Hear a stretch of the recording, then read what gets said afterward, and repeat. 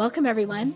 My guest today is lead analyst Logan Mohtashami for a special Thanksgiving episode where we talk about all of the positive economic and housing factors that make us optimistic as we look to the new year. Logan, welcome back to the podcast. I'm wonderful to be here. By the way, I always have the American flag right in front of me on I my love desk that. every single day. This episode's going to be a little bit different. This is one of those that you and I get to talk about all the things that we should be thankful for and all the positive things that we could focus on in the housing economy, in the housing industry from now to the end of the year. So we're recording this right before Thanksgiving, but it will come out right after Thanksgiving. And so this is like a feel good episode. It is a feel-good episode, but not just in the housing market. Just all of you that are listening right now, you got Willy Wonka's, chocolate yellow ticket. I mean, to live in America this day, this time in history, with all the things that we have known about how life was, how difficult it was 1,000, 500, 200, even 100 years ago. And now at this time, to be here, you are truly blessed like I am every single day. One of the reasons why my motto is all American bears have failed since 1790, right? Cycles come and go, but we have some unique advantages here in the United States of America that other countries would just die to have. And we should be very fortunate that we're all here together. We are very fortunate. Okay, so let's outline some of these reasons to be positive, even in a what has been a difficult year for our industry. But yet, there's all these reasons. So, number one, housing credit data. Yeah, I mean, when we think about, what's the main difference now compared to what we saw in 2008? Well, because home sales are pretty much, where they were in the low points of 2000. I think 2008, the existing home sales got to 3.77 million. We're at 3.79 million. My God, the credit markets were getting destroyed. And foreclosures and bankruptcies were rising in 2005, 6, 7, and 8. Then after all that, the job loss recession started. So I think what's happened is that a lot of people who don't read didn't realize that for 4 years the credit markets in America were breaking. And also the Federal Reserve didn't read this either, by the way. It's not just crazy people. But back then, credit was deteriorating. Lenders were going out of business from 2008 and on. Freddie and Fannie need to put in conservative. There was so much drama, right? There were foreclosure programs, stuff like this. None of that's happening. The 2010 qualified mortgage rule and the 2005 bankruptcy reform laws have been two groundbreaking U.S. Laws implemented that changed a lot of things. And it's not, there's no coincidence here in the sense that we just had the longest economic and job expansion ever recorded in history, with everyone talking about a recession every single day. That didn't work. Then there was the COVID-19, everybody thought we're in a depression. COVID-19 recovery model, April 7th, 2020, was based also on the fact that the credit channels were so much different. Homeowners were in much better shape. We have an affordability issue, of course, but if mortgage rates fall, demand can pick up. Back then, people were filing for foreclosures, bankruptcies, conservatorships by the there was all this drama that was happening back then that we don't have now. And I think that, not only just on the housing side, but just on a family side, it's really interesting. The crazy lunatics of our country who just want to see home prices crash, they literally were like so mad that that announcement that the VA loans are going to be adjusted because it looks like some of the servicers didn't properly disclose certain things, and they were just so fuming. And listen, part of the whole going after the forbearance crash bros is that people didn't realize most people have 30-year fixed mortgages, fixed debt payment, rising wages. They're good. I mean, the global pandemic, they shouldn't have lost their jobs to a global pandemic, but a lot of them got off of forbearance very quickly. And then the forbearance is like, what, 160,000 now or something. it was a 5 million. People thought that would go to 10 to 15 million. So we give thanks to the credit markets looking so much better. And that's that. All my thing is the credit markets, right? Credit channels, one inventory channels, credit markets, everything, all the charts that I put up every single time, every quarter when we get the new Fed update, I try to focus FICO scores, credit data, FICO scores, credit data, fixed debt costs. We're all grateful for this because it was a shield, right? America shielded its homeowners by making debt very vanilla, and boring is a good thing, right? Sometimes boring isn't a good thing. You don't want to be boring in some parts of your life, but in this case, boring is a good thing. Boring is a good thing. Okay, before I ask you, can you pull your it's looking really weird. I think because maybe there's a white stripe or something. Okay, that's better. Well, except now it's like, yeah, do that. It's the way the stripes go. It looks like you're wearing shoulder pads. Okay, better. Better. Okay, here we go. Boring is a good thing. Okay, on that 30-year fixed mortgage, just today, I saw on social some people talking about how, because people are locked in to such low rates for so long, and it's sort of, it's having a dampening effect on the market. Maybe the problem is the 30-year mortgage. And I couldn't disagree more. I know that you couldn't disagree more. Can I get tissues? I gotta go get tissues for people. I mean, let me tell you what's happening in Canada. Let me tell you what's happening in the UK and other places. Homeowners are waking up to much higher total mortgage payments coming in soon. Um, the 30-year fixed mortgage is a gift from the economic gods, right? And not a lot of countries can actually do that because the plumbing of housing finance they don't have. Freddie or Fannie, VA, FHA, they don't have that. So uh, the shielding of the U.S. middle class in that sense, right? Um, Having a fixed payment and then having your wages rise and then your total housing cost becomes less in that sense. That is a gift from the economic gods. And that's a good thing, right? You don't want to be like what people are doing in Canada right now. Maybe we have to do a 90-year mortgage to save people's, housings. Okay. You don't want that smoke or jazz. Okay. Go to Canada, go to all these countries that have short-term rates and they're like, you guys have the 30-year fix. You're so lucky, right? Now, for the longest time, those countries' home prices were growing much faster than ours.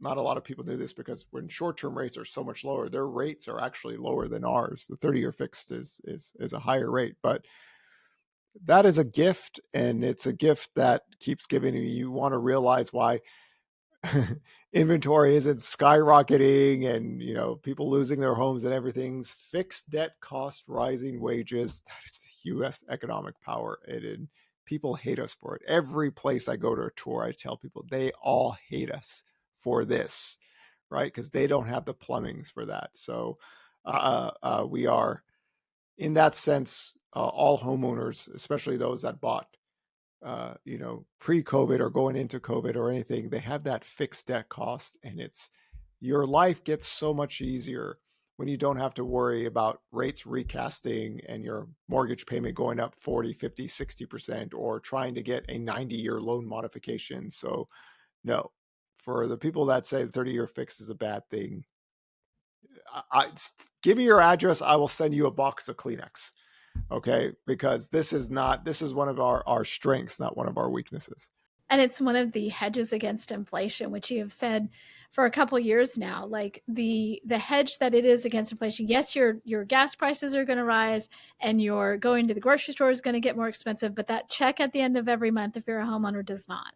It is interesting. We haven't had to deal with the growth rate of inflation really taking off for so many years that people forgot about this concept that it's not so much of the discussion is your home value, but it's really the payment. That's why I try to get people to focus on the payment.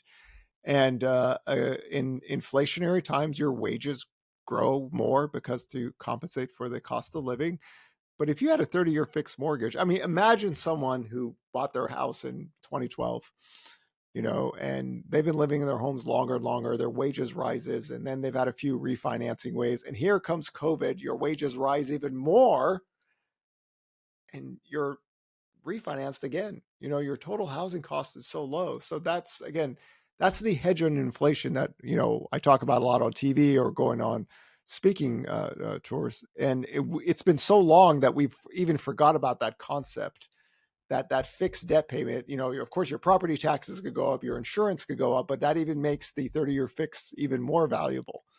Uh, so the hedge against inflation is a very, very good and key thing. It is. Okay, next thing to be incredibly thankful for is this giant wave of millennials coming up and Gen Z right behind them, Yeah, because this is key to the housing market. I mean, imagine if the millennials weren't here, or we didn't have Gen Z. We'd have basically Gen X home buyers trying to buy from baby boomers who are trying to sell, who don't want to sell, or so much of my work is demographically based, and I've always said that years 2008 to 2019, we'd have the weakest housing recovery because population growth for prime age labor force peaked in 2007, it declined. The household formation has to work up. Here's where America's strength is. We do have the millennials and we do have Gen Z. That's why I've always found the population doom people that kept on saying that the US is finished as a country after 2008. They don't really know how to read that census data line correctly. So I always call them replacement buyers and consumers, right? There is none of us are Dorian Gray. We will all age and we're all going to die, right? So we need to be replaced when we leave the workforce. Other countries, Europe, Japan, China, they don't have a young workforce to replace, so replacement workers and replacement consumers. This is why demographics is economics. And eventually, especially after the latest census data, demographics will eventually take us down, but not yet, right? And the key is millennials and Gen Z being massive, right, bigger than the total population in Japan. It's a key factor as we have replacement consumers and buyers, and as the baby boomers leave, they get to fill their jobs, and again, a very good economy to be in the United States of America because we still have demand growing. I mean, you look at all the economies around the world, it's us. We're doing it again, right?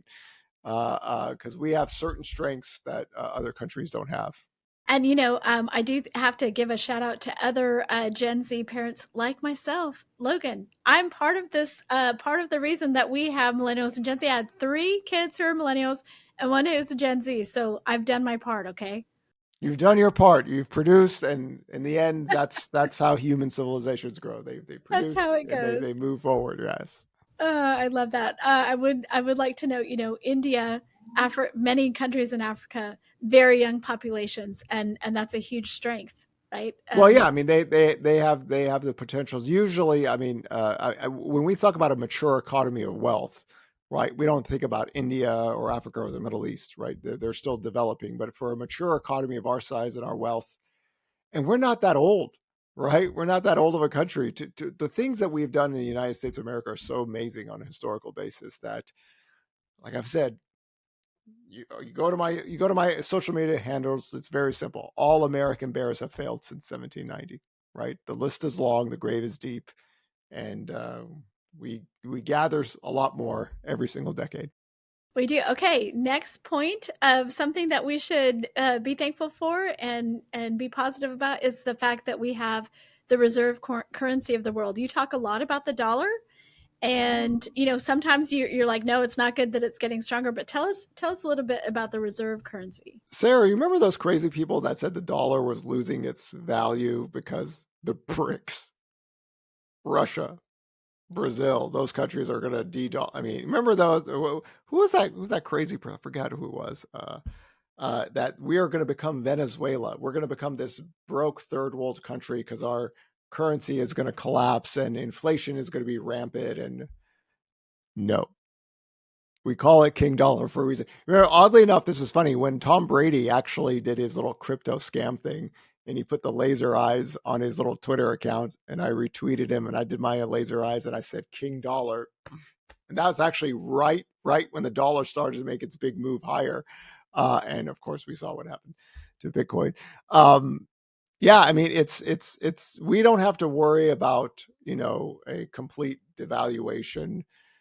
You know who thinks about this? All the anti-central bank people think they always go Germany, where the dollar's going to be like a bunch of cards, and we're going to be like Zimbabwe or something. No, we are the biggest economy in the world. We have good demographics. We have the reserve currency. We have the biggest military in the world.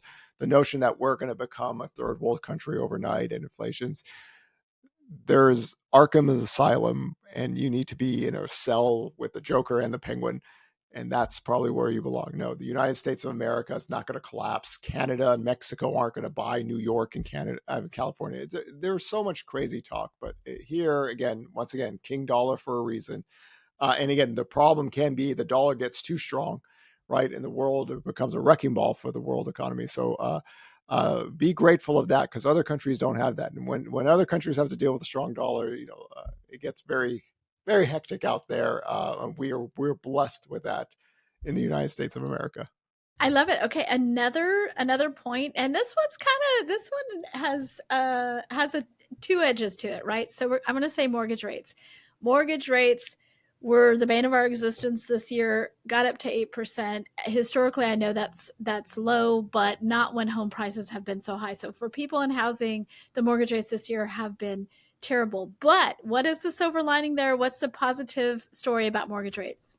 It's interesting for me because, as somebody who wrote in February of 2021, like, oh, we really do need higher mortgage rates because this is not a good thing. And then being part of team higher rates, you got to remember, Sarah, remember the quote I gave 3 different times in 2022 about why we need higher rates? Like, my fear was that rates were going to peak earlier and head down. And I said, higher mortgage rates are the only thing that could put home sellers, home builders, and home investors on their ass, right? Because you need balance, right? We were in a very hectic, terrible, savagely unhealthy housing market. So mortgage rates went up, they offsetted each other.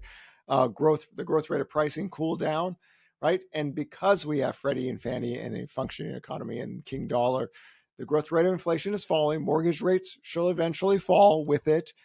We don't resemble the 1970s or third world country. We don't have to worry about mortgage rates getting to 10 to 12, 15% or something like that. And then that long-term fixed rate will come back down, like the history of economics have showed us. And it's a positive in that light. And I always look at it as the balancing act that needed to happen. And trust me, it's not a popular thing to say in 2021 and 2022 we needed higher rates. But if you look at that, the mechanism it did, it cooled down the growth rate of pricing. Which imagine if mortgage rates didn't go up, where home prices would be today, right? And I understand the detriment it does to an entire sector, but the entire sector was the inflation was running out of hand. So in time, the growth rate of inflation is falling, mortgage rates will fall with it, and that'll be a positive for the housing market. Remember, housing gets disproportionately impacted when rates go up or rates go down. And 2022 is a good example. We had 4 million jobs created that year. The economy was expanding, but we had the biggest home sale crash. And again, that's a lot of that has to do with home prices and rates together. Home prices escalated out of control. And that was the fear after the end of 2020. But again, having that 30-year mortgage, there's no dollar reserve currency being lost or anything. It'll come back down, and then we'll find that equilibrium between supply and demand. Other countries don't have this. And we are hopeful that 8% was the high. I mean, we do not see 10% rates coming down in between here and the end of the year, correct? Yeah, it's interesting. When we talked about 8% mortgage rates early in the year, we said what would need to occur, right? So number one, the spreads actually got worse after the banking crisis. So that's almost 0.5% higher than what we would normally had before the banking crisis. So if that wasn't there, we would have never gotten to even 8%. But 8% also came in with 5% GDP growth and jobless claims going back down lower. So, and that was the main point. To get 8% rates, you need the economy to outperform.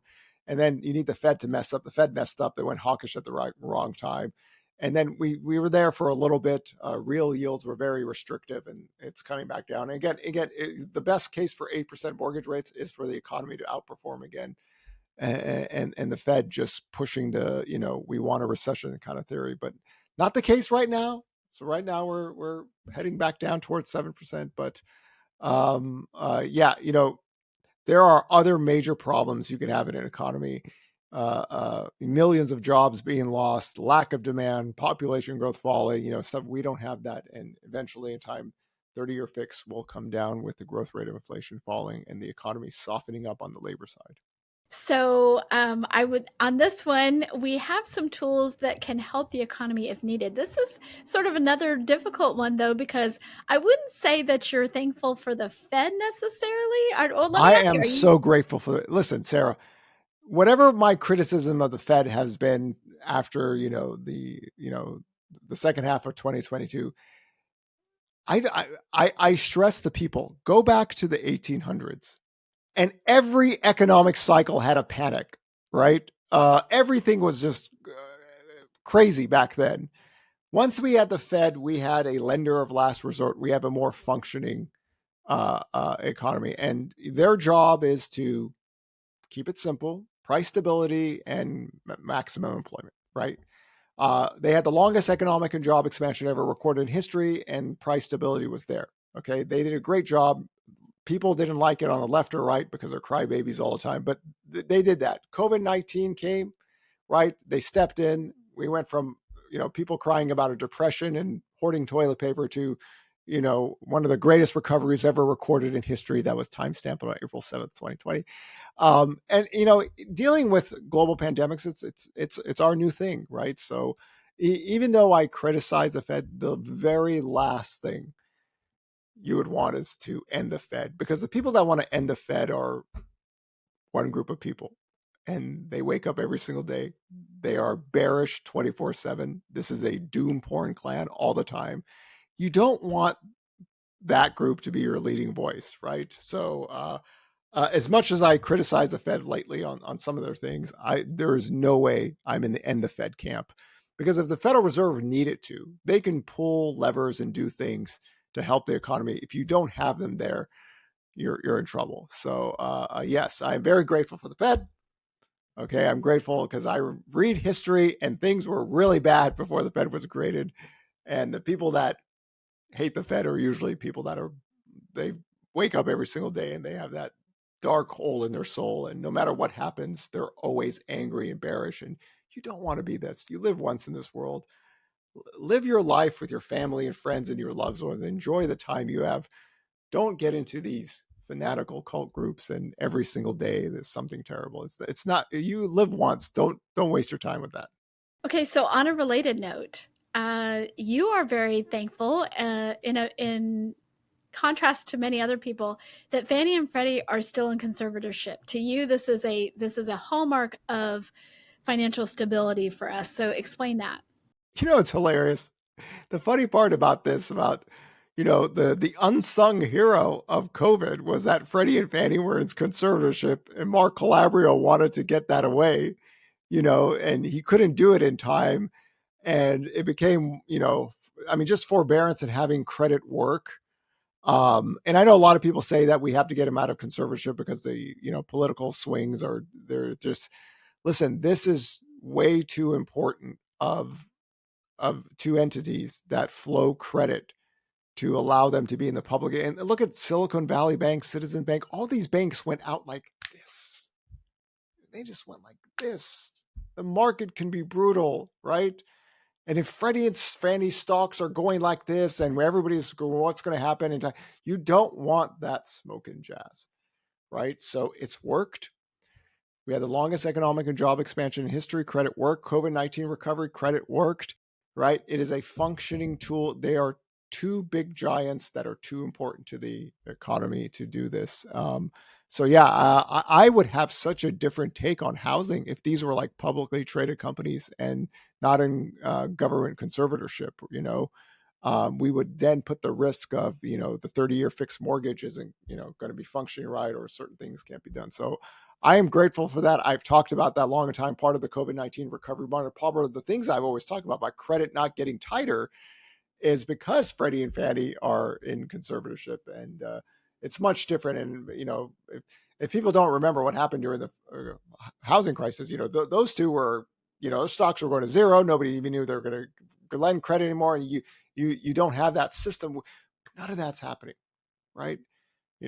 If mortgage rates, if home prices didn't escalate out of control, or if we just had more stable thing, we'd have a very flowing, boring housing market that would be functioning, working well. But yeah, the one of the unsung heroes in the American economic story is that Freddie and Fannie are in conservatorship, and they don't have to worry about the markets forcing them to get tighter on them because of their stock price. So related to this, in a way, is the 1970s inflation fear. So we can be thankful that that we don't have 1970s style inflation. And I have to say, Logan, right now, for people who are watching us on YouTube, they might see your shirt, and Yeah, like this it's is giving like me. I remember, this is like the color of the wallpaper where I lived in San Francisco when I was a kid. I was like, okay, 70s, So It's a 70s vibe right now yeah, it's a 70s over. vibe. Yeah. Labor force growth, oil shocks. Again, I would say if you adjusted to inflation, oil prices would be like $450 today to get the oil shock that we had back then. Um, the 74, 75 recession just destroyed apartment construction, and of course rent inflation is so much inflation. We had those things, and people forget the misery index, you know. I was like 4 years old, Sarah, in 1979. So you probably have a better memory about me. But with the unemployment rate high and inflation high, that's a terrible mix, right? That's just a horrible mix. That's why the misery index is so high. But now, right, look what happened. Right, the Fed didn't need to do the last 1.5 basis hikes. The inflation growth rate was going to fall by itself. Right, we need to create a job loss recession because it's the 1970s, and then no, you don't, baby boomer, go away. Right, so the growth rate of inflation is falling, the unemployment rate is low. This is a benefit, right? Not the 70s where you had high inflation and high unemployment rates. What I realized is that the 70s ruined a lot of the baby boomers. I think that's it. So of course you're not a baby boomer, Sarah. So we're not going to put you. Thank you for clarifying that. Yeah. I So, appreciate but that. yeah, I mean, back then you can imagine if the unemployment rate is 10% and we had double-digit inflation and 15, 16% mortgage rates. I got a lot of grumpy people. Not the case. And different dynamics, labor force dynamics different there. Oil shock different, but here the growth rate of inflation is falling, unemployment rates are low, jobless claims are low, job openings are high. Be grateful for that, because that was a nasty time back then, and much different this time around. Much different. I do remember sitting in gas lines, those really long gas lines, waiting to fill up your car, or extra canisters Well, that I you think my had. little Tonka trunk must have been 24/7 because I didn't have a gas truck for that. So, Logan, thank you so much for being on. I appreciate you and your insights, and I appreciate your optimism about America and our economy and housing in particular, because it's not always a positive spin that we can put on things. But from my perspective, this isn't a spin.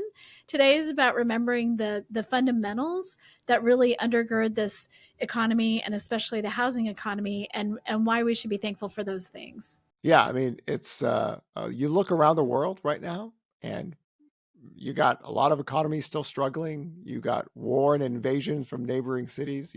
We have friendly neighbors. We have two oceans separating us, so there's no invasion ever going to happen here because we have the biggest and strongest military in the world. There are things that we have here in the United States of America that we take for granted, and you won the golden ticket if you're living in America this time in history. Things used to be a lot rougher, and around the world, it's much different. So I've always said it's a very unfair advantage, the things we have here for a country that's not that old, but that's what made us great, right? And hopefully people can understand that economic cycles come and go. We believe in economic models and everything. We'll talk about recessions or stuff like that, or things happening, but this doomsday clan that has been here since 1790, man, you don't want to go to the graves with them, right? You only live once. Enjoy it with your friends and family as much as you can, and be grateful that you're living here and not other places. Thank you for being on, and we will return to our more regular programming the next time I talk to you. But thanks again, Logan, and I hope that everybody had a great Thanksgiving. We're recording this before Thanksgiving, but yes, if you're not watching on YouTube, Logan just raised his American flag that he has there on his desk. So thanks again.